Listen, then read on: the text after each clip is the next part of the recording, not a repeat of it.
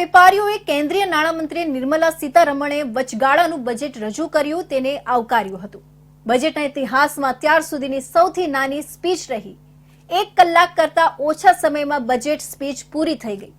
સરકારે કોઈ મોટી પ્રોત્સાહક જાહેરાતો કરી નથી। ઇન્ફ્રાસ્ટ્રક્ચર ડેવલપમેન્ટ એક્વા સેક્ટર પર ફોકસ રહ્યું છે।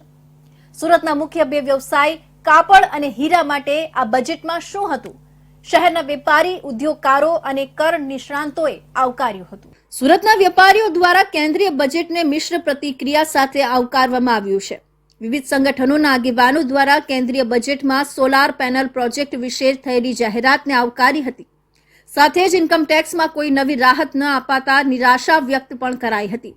જુદા જુદા વેપારી ઉદ્યોગપતિ દ્વારા જણાવાયું કે ઇન્કમ ટેક્સના સ્લેબમાં કોઈ ફેરફાર કર્યા નથી તે નિરાશાજનક છે।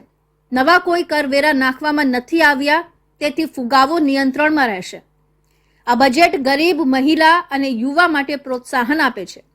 રેલવે તેમજ સોલાર પાવર માટે જે સ્કીમો જાહેર કરી છે તે આવકારદાયક છે।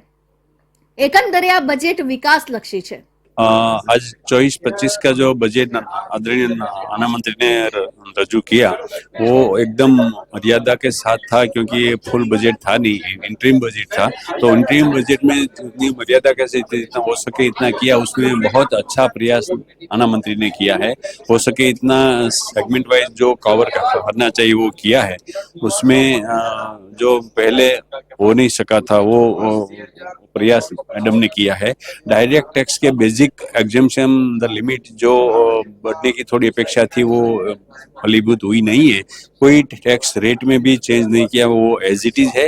लेकिन इकोनॉमी में सेक्टर वाइज 5 ट्रिलियन इकोनॉमी से थर्ड लार्जेस्ट वर्ल्ड इकोनॉमी बनने का जो प्रयास है उसमें आज तक का जो प्रयास किया गया वो बताया गया है।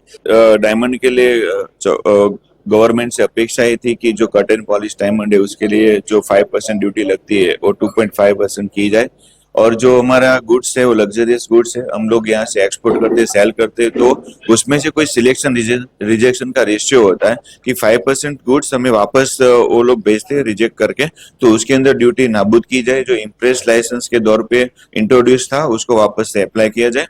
इसके अलावा गोल्ड के अंदर 15% ड्यूटी लगती है उसको कम करके 4% की जाए, जिसकी वजह से हमें व्यापार के लिए बहुत बेनिफिट हो और इंटरनेशनल मार्केट को बीट कर सके।